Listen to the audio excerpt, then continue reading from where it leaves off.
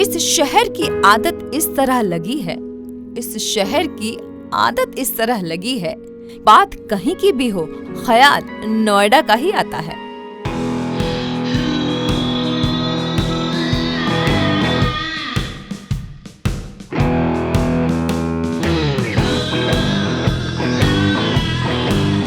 Hello hi नमस्कार, मेरा नाम है प्रिया और आप देख रहे हैं हाउस दैट का एक और शानदार और जानदार शो। एक ऐसा शो जिसमें हम रियल एस्टेट से जुड़ी आपको हर छोटी बड़ी जानकारी देते हैं। कहाँ करना होगा इन्वेस्टमेंट आपके लिए बेहतरीन, कहाँ खरीद सकते हैं आप अपने सपनों का घर और कहाँ हो रही है कॉमर्शियल प्रॉपर्टीज में बढ़ोतरी। तो चलिए ये सब जानेंगे, लेकिन इससे पहले करते हैं शो की शुरुआत। नोएडा, जिसे जाना जाता था गौतम बुद्ध नगर के नाम से, आज यूपी का सबसे हाईटेक और चहेता शहर बन चुका है। अब हो भी क्यों ना, यहाँ का इंफ्रास्ट्रक्चर है ही इतना खूबसूरत कि ये लोगों को अपनी तरफ खींचता है और साथ ही इसने मैग्नेट का काम किया है बड़े बड़े इन्वेस्टर्स और बिल्डर्स के लिए, जो इसकी तरफ बस आते ही चले जा रहे हैं। यानी कि अगर हम यूं कहें कि आने वाला समय नोएडा के रियल एस्टेट के लिए कमाल धमाल करने वाला है, तो बिल्कुल गलत नहीं होगा।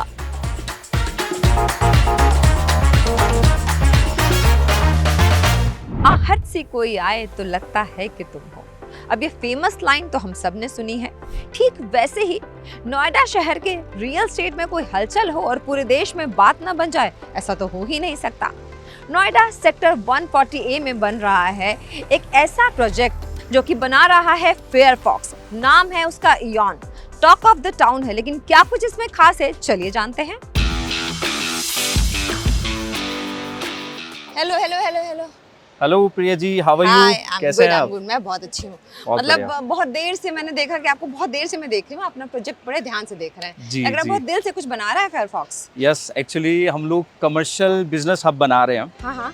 और क्योंकि आसपास रेजिडेंशियल है और लोगों की ज़रूरत है फिलहाल, और नोएडा की अभी के हालात ये हैं कि नोएडा में सबसे ज़्यादा डेवलपमेंट आपको ऑल ओवर दी इंडिया की बात करूँ तो सबसे ज़्यादा देखने को मिलेगी ड्यू टू जेवर एयरपोर्ट आप बोल सकते हैं, या गवर्नमेंट के वेरियस इंसेंटिव जो गवर्नमेंट दे रही है उसके बिहाफ पे आप बोल सकते हैं। तो यस, हम लोग बना रहे हैं कमर्शियल ITS हब। अच्छा, तो ये बताइए कि ये जो आप बना रहे हैं कमर्शियल हब, मैं इसे जी। कह सकती हूँ क्योंकि एरिया बहुत बड़ा दिखाई दे रहा है। मतलब Yeah. जहाँ नजर जा रही है वहाँ सिर्फ कंस्ट्रक्शन ही कंस्ट्रक्शन दिखाई दे रहा है। जी, तो जी। क्या एरिया है इसका? इसका अप्रोक्सीमेटली 13.65 एकड़ है। ये एक्चुअली प्रिया जी पूरी जो सेक्टर है, हाँ, हाँ। सेक्टर 140A, हाँ। ये पूरा कमर्शियल ITS के अंदर ओके, है। तो इसमें वेरियस अदर प्रोजेक्ट्स हैं, बट हाँ ये जो लैंड पैच एरिया है हमारे प्रोजेक्ट का वो ऑलमोस्ट 13.65 एकड़ है, जिसमें हम लोग ऑलमोस्ट 5 ब्लॉक्स लेके आ रहे हैं। अच्छा। जिसमें नीचे कमर्शियल डिजाइन है, फूड कोर्ट डिजाइन है, अच्छा। देन ऊपर ऑफिस स्पेस और ऑफिस स्वीट डिजाइन है। अच्छा, मतलब आप ये कहना चाहते हैं कि इन जरूरतों के लिए अब नोएडा वालों को दौड़ दौड़ के दिल्ली नहीं भागना पड़ेगा? नहीं नहीं, बिल्कुल नहीं, आपको कहीं जाने की जरूरत नहीं है। आप सीधा sector 140A Firefox IT infra ion project में आ सकते हो। वाह। अच्छा, मुझे ये बताइए कि कंस्ट्रक्शन अगर मैं देखूं तो कहीं कहीं तो ऐसा लग रहा है कि बस कंप्लीट होने वाला है, पर कहीं Yes. कहीं अभी बहुत सारा काम बाकी है। Actually, तो आप लोगों हाँ। का जो विजन है वो क्या है कि कब तक ये प्रोजेक्ट्स जो है ये कंप्लीट हो जाएंगे? देखिए, अभी हम फिलहाल मैं कंस्ट्रक्शन वाइज बात करूँ तो हम इसको 2 फेजेस में लेके चल रहे हैं। इनिशियली हमने लॉन्च भी इसी तरीके से करा था, फेज 1 और phase 2।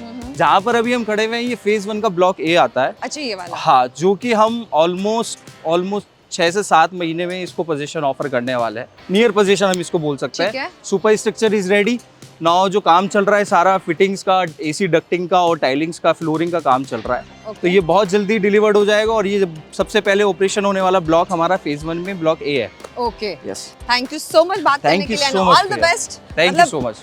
We are just waiting कि ये पहला आपका कमर्शियल बन के तैयार हो जाए, हम सब देखें कि आखिर आई ऑफ नोएडा दिखता कैसा है। बिल्कुल बिल्कुल, ये जल्दी से जल्दी रेडी हो और फर्स्ट इनॉग्रेशन पार्टी यहीं करेंगे हम लोग और यहीं सब लोगों को इनवाइट किया जाएगा और बाकी होपफुली सब चीज़ें बेटर चले। हमें इंतजार है। चलो, thank you so much. Thank you. Thank you.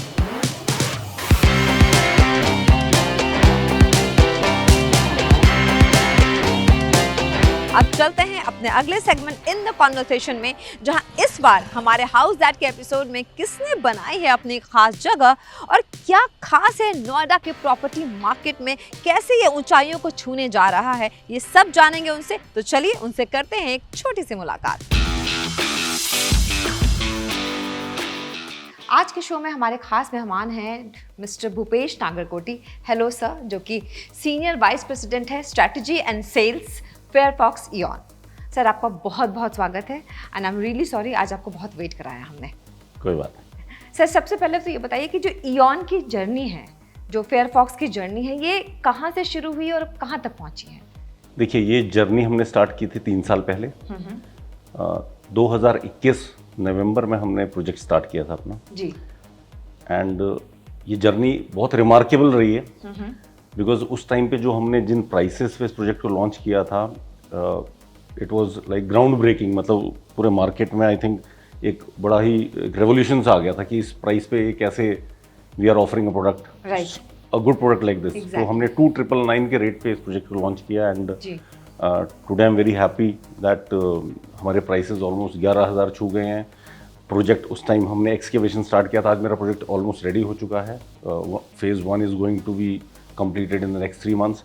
So it has been a remarkable journey in terms of pricing जो increase investors को मिला, प्लस जो कंस्ट्रक्शन की स्पीड हमने अचीव करी। तो 2.5 साल के अंदर हमने प्रोजेक्ट अपना फेज 1 रेडी कर दिया है। So it has been a very good journey. Sir जब मैंने बात करनी शुरू की आपसे, जब शो के पहले मैंने सोचा कि थोड़ी आपसे रूबरू हो जाऊँ अच्छी तरीके से, आपकी आवाज़ बहुत स्लो थी, मुझे लगा कि आप बहुत सीरियस हैं, आपसे बात निकलवाने के लिए मुझे अपनी आवाज़ तेज़ करनी पड़ेगी। आपने जैसे अपने प्रोजेक्ट के बारे में बात करना स्टार्ट किया, आपकी आवाज़ जो है ना वो बड़ी एकदम ऐसा लग रहा है कि कुछ फायर है, आपकी आंखों में वो चमक दिखाई दे रही है। ऐसा लग रहा है कि ये प्रोजेक्ट आपके दिल के काफ़ी करीब है। बिल्कुल सही आपने कहा। देखिए, जिस चीज़ में पैशन इन्वॉल्व होता है वहाँ आदमी की आवाज़ वैसे ही बुलंद हो जाती है जी। ये प्रोजेक्ट हमारे लिए एक ड्रीम प्रोजेक्ट था। 3 साल पहले जब हमने जर्नी स्टार्ट की थी तो बहुत सारे लोगों का ये कहना था कि शायद जिन प्राइसेस पे मैंने ये प्रोजेक्ट लॉन्च किया है और जो क्वालिटी मैं कमिट कर रहा हूँ मार्केट में, वो शायद अचीव नहीं हो पाएगी। बहुत लोगों ने ये कहा। उस टाइम पे बहुत सारे डेवलपर्स एंड प्रोजेक्ट्स में एश्योर्ड रिटर्न की स्कीम्स भी होती थी। राइट। तो हमने हमेशा इन्वेस्टर्स को या कस्टमर्स को ये बताने की कोशिश की कि इस तरह की जो एश्योर्ड रिटर्न की स्कीम्स हैं वो कहीं ना कहीं उलझाने वाली स्कीम है क्लाइंट्स को। तो हम एक नॉन एश्योर्ड रिटर्न वाला प्रोजेक्ट लाए पहली बार मार्केट में, मतलब one of the very few first projects. तो बहुत रिस्क्स इन्वॉल्व थे फ्रॉम आवर स्टैंड पॉइंट कि भाई एक तो प्राइसिंग आप इतना कम दे रहे हैं, ऊपर से एश्योर्ड रिटर्न की स्कीम्स नहीं ला रहे हैं। तो बहुत लोगों ने डिस्करेज भी किया हमें कि शायद ये प्रोजेक्ट आपका फ्लॉप हो जाएगा। बट आज जो हमने अचीव किया है, आई थिंक जो इन्वेस्टर्स मेरे जिनको 300% की रिटर्न आ चुकी है अब 2.5-3 साल में, आई थिंक वो अपने आप में एक मैंडेट है कि शायद हमने जिस पैशन या जिस मतलब जो एक ड्रीम हमने देखा था जो पूरा हो गया। बिल्कुल। सर ऐसी वो क्या चीज़ है जिसने आपको इतना मोटिवेटेड रखा, क्योंकि कंपटीशन बहुत ज़्यादा है मार्केट में, ठीक है, और जैसा कि आपने एश्योर्ड रिटर्न वाली बात बताई, तो जब इस तरीके के लुभावने ऑफर्स आते हैं तो कस्टमर्स, इन्वेस्टर्स उस तरफ थोड़ी ज़्यादा अट्रैक्ट होते हैं, लेकिन उसके बाद भी आप ऐसा क्या था कि आप अपने पॉइंट पे बिल्कुल एकदम फर्म रहे? देखिए, मुझे ऐसा लगता है कि कोई भी आपके जो क्लाइंट बेस है या कस्टमर्स, इन्वेस्टर्स हैं, उनके साथ आपको ना ईमानदार होना बहुत ज़रूरी है। राइट। तो हमेशा हमारी बड़ी एक ऑनेस्ट कमिटमेंट रही। हमारी कंपनी की फिलॉसफी ही यही है कि कभी भी कोई भी आप मतलब कोई गोल मोल बात करके मतलब इस तरह की बातें करके आपको सेल्स नहीं करनी है। आपको बिल्कुल क्लियर पिक्चर देनी है क्लाइंट्स को और एग्जैक्ट बताना है क्या होना है। जैसे फॉर इंस्टेंस मैंने जब ये प्रोजेक्ट स्टार्ट किया था, मैंने कहा था ये 5 साल में हम पूरा करेंगे पहला फेज जी, एंड आज 2.5 साल में हमने वो पूरा कर दिया है। हमारा हमेशा से मोटो ये रहा है कि under promise and over deliver. तो उसी फिलॉसफी में हम चलते हैं और इसीलिए शायद वो पैशन हमारा बरकरार है। बिल्कुल सर, पैशन से एक और बात पूछने का दिल कर रहा है मेरा, व्यूअर्स भी जानना चाहते हैं कि मिस्टर भूपेश नागरकोटी को ऐसा क्या लगता है रियल एस्टेट में जो उनको मतलब ऐसा लगता है कि बस मुझे यही करना था? ऐसी कौन सी बात थी जो आपको ट्रिगर कर गई? देखिए, ये बड़ा अच्छा सवाल आपने पूछा। देखिए, करियर जब भी कोई आदमी चूज करता है, एनीवन, तो वो हमेशा मुझे लगता है कि कामयाब तभी होता है जब वो उसके दिल के करीब हो सब्जेक्ट। राइट।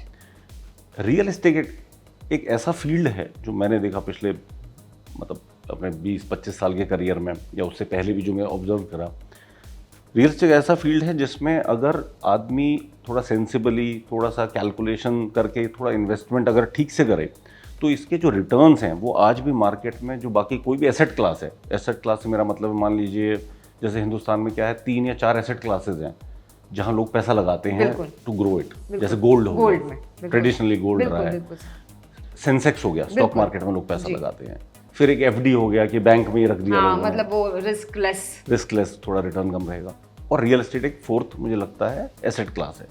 अगर आप पिछले 20-25 साल का इतिहास उठा के देखेंगे तो जो रिटर्न्स रियल एस्टेट में आए हैं उसके आसपास भी नहीं है कहीं रिटर्न्स। सर इयॉन है ना, नाम भी बड़ा अच्छा सा लग रहा है, आई ऑफ नोएडा, इसमें क्या ऐसी यूनिकनेस है कि कस्टमर्स इसकी तरफ अट्रैक्ट होंगे? देखिए कोई जब इन्वेस्टमेंट करने जाता है, कोई भी चीज़ लेने जाता है, people want value for money, कि हम इतना दाम दे रहे हैं तो उसके बदले मुझे क्या मिल रहा है। हमारी एक तो प्राइसिंग हमेशा से बहुत अट्रैक्टिव रही है, भले ही वो शुरुआत में 2.5 साल पहले 3,000 रुपये पर फुट था या आज 8,000 रुपये फुट है, आज भी जो मेरी प्राइसिंग है it is very aggressive, so it is a very attractive price first of all. And कुछ एम्यूनिटीज़, हमने जब ये प्रोजेक्ट को कंसीव किया तो I personally visited a lot of projects, मैं I visited more than 100 project myself, personally मैं 100 projects पे गया हूँ। हाँ, वो दिख रहा है मुझे आपकी आवाज़ से, और आप जिस तरीके से बात करें मुझे लग रहा है वो पैशन है, क्योंकि हमारे लिए ड्रीम प्रोजेक्ट था, तो हम चाहते थे कि कहीं भी किसी प्रोजेक्ट पे हम जाएं, अगर वहाँ देखें तो वहाँ जो अच्छी चीज़ें हैं उनको हम इम्बाइब कर लें, या जो हमें लग रहा है थोड़ा बहुत इसमें कमी है वो हमारे प्रोजेक्ट में ना हो। तो ऐसी कई एमिनिटीज़, जैसे फॉर इंस्टेंस हमने देखा कि बहुत सारी जो कमर्शियल बिल्डिंग्स हैं उनमें लिफ्ट्स की बहुत समस्या है, क्योंकि एक लिफ्ट की जो यूसेज है वो एक सर्टेन टाइम पे मॉर्निंग में 9:30 to 10:30 बढ़ जाती है रश आवर में, या ऑफिस जब ऑफ होता है तो lot of people are standing in queues, मतलब उसी टाइम पे लोग लिफ्ट के बाहर कर रहे हैं और लिफ्ट्स कम है तो वो बिल्डिंग फिर आपकी चल नहीं सकती। तो हमने हर टावर में अपने 22 लिफ्ट लगाई, मतलब मेरे प्रोजेक्ट में 88 लिफ्ट हैं, माइंड बॉगलिंग नंबर, मतलब एग्जैक्टली सिमिलर स्केल की अगर आप बिल्डिंग लें तो आई थिंक पूरे प्रोजेक्ट में 25 लिफ्ट्स भी नहीं होती, 25 lifts is considered to be sufficient. हमने 88 लिफ्ट लगाई ताकि जीरो वेटिंग टाइम हो एनी फ्लोर, मतलब बेसिकली किसी भी फ्लोर पे अगर कोई क्लाइंट हैं खड़े हैं वो बटन दबाएंगे कोई ना कोई लिफ्ट उसी टाइम खुल जाएगी। जहाँ पर ये सेक्टर 140 में हमारा प्रोजेक्ट है, वॉकिंग डिस्टेंस में नोएडा एक्सप्रेसवे है, airport is not very far, metro station is walking distance, FNG जो फरीदाबाद नोएडा गाजीपुर कॉरिडोर है वो again it is not even 2 minute walking distance, तो कनेक्टिविटी बहुत अच्छी है। एंड देन वो देखते हैं एमिनिटीज़ कैसा है, बिल्डिंग कैसी है, because people want you know employees also want are motivated, अगर वो एक अच्छी बिल्डिंग में जाके किसी कंपनी में काम कर रहे हैं तो आई थिंक वो एनवायरनमेंट और वो इन टोटलिटी मुझे लगता है कि वो हमारा जो टारगेट है इसी टाइप के MNCs एंड बिगर ब्रांड्स हैं। ओके सर, ये जो आसपास रेसिडेंशियल एरियाज भी बहुत ज़्यादा डेवलप हो रहे हैं इसके, है ना, इसी आपके 140 जो सेक्टर है, क्योंकि बहुत सारी चीज़ें बनती हुई नजर आ रही हैं, आपको लगता है उसका भी कुछ अच्छा पुल मिलेगा यहाँ? बिल्कुल, देखिए हमारे जो project it is divided into 2 things. हमारे 3rd फ्लोर से लेकर टॉप फ्लोर तक तो ऑफिस स्पेसेस हैं, these are for consumption by these corporates. Again ground 1st और 2nd फ्लोर पर मेरे रिटेल शोरूम्स हैं जिसमें F&B हब्स हैं। आई थिंक इनकी जो कंजम्पशन है, एक तो जो बिल्डिंग के ऑक्यूपेंट्स हैं वो तो कंज्यूम करेंगे ये चीज़ें, but I think in the vicinity because we have around more than 1.5 lakh people staying at a I would say distance of 5 to 10 minutes maximum. I think वो जो हमारे रिटेल शोरूम्स हैं उनको मार्केट में चलने में बहुत हेल्प होगी because of this catchment area, there is a very huge catchment, तो आई थिंक वो काफ़ी बेनिफिशियल रहेगा जो इन्वेस्टर्स आज हमारे शोरूम्स या रिटेल शॉप्स ले रहे हैं, बिकॉज यहाँ पर बहुत कैचमेंट बहुत ह्यूज है। एग्जैक्टली सर, जब भी आप कुछ तैयारी करते हैं किसी चीज़ को लॉन्च करने की तो दिमाग में फ्यूचर गोल्स हमेशा होते हैं, और आप जिस तरीके के विजनरी पर्सन हैं, जितना मैंने होमवर्क किया आपके बारे में, तो आपके फ्यूचर गोल्स आपने भी कुछ बना रखे होंगे। ये प्रोजेक्ट तो आपका मुझे लगता है कि हिट होने से कोई रोक नहीं सकता, आधे तो आप देख चुके हैं, खुद ही आप देख रहे हैं जिस तरीके से डिमांड बढ़ रही है, तो आगे के कुछ फ्यूचर गोल्स हैं जो आप शेयर करना चाहेंगे हमारे व्यूअर्स से? देखिए हमारा ना थोड़ा सा मोटो ये रहा है कि we don't want to do multiple projects at a time, okay, because from a quality stand point and operationally manage करना, मतलब आज अगर मैं 10 प्रोजेक्ट्स लेके बैठ जाऊंगा तो हो सकता है मैं शायद उतना फोकस नहीं कर डिलीवर पाऊंगा। भी नहीं हो तो पाएगा। हमारा हमेशा से फोकस ये रहा है कि if once my project is almost 70-80% complete towards delivery, तब हम we scout for newer lands and we will very soon come up with new projects of course. And I hope that investors फिर से हमारे साथ वही trust दिखाएंगे and उतना ही ROI उनको फिर से मिल पाएगा। तो अभी तो यही है कि अभी we are just waiting for the next project. अभी इमीडिएट फ्यूचर में प्रोजेक्ट नहीं आ रहा है, बट हाँ very soon there will be project. Okay, thank you so very much sir Thank you. And all the best.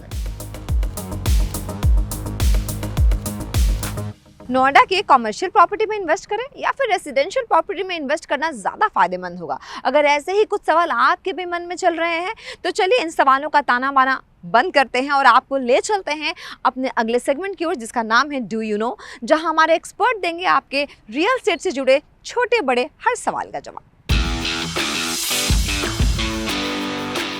House that में वक्त हो गया आपके सभी सवालों के जवाब जानने का और इस बार हमारे साथ हमारे एक्सपर्ट हैं mister Rohit. Hello sir, thank you so very much, आपने वक्त निकाला।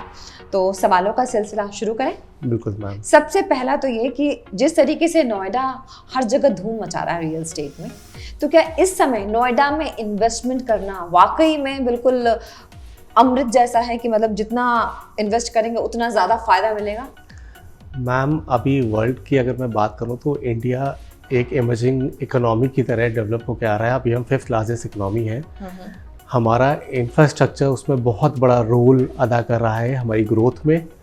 एंड पर्टिकुलरली NCR, जिस तरह की हम कंपनीज़ को, इन्वेस्टर्स को बाहर लेके आ रहे हैं, MNCs को लेके आ रहे हैं।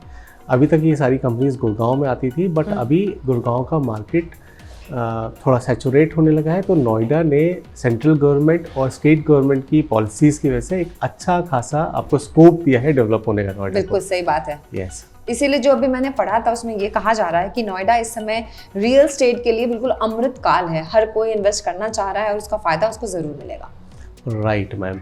नोएडा अब purely IT hub, manufacturing hub, और अब जो गवर्नमेंट ने इंफ्रास्ट्रक्चर डेवलपमेंट के लिए जो चीज़ें लेके आए हैं, जो हाईवेज जिस तरह के डेवलप किए हैं, मेट्रो का नेटवर्क दिया हुआ है, एयरपोर्ट इंटरनेशनल लेके आ रहे हैं जेवर में, तो अभी नोएडा का ही टाइम है मैम।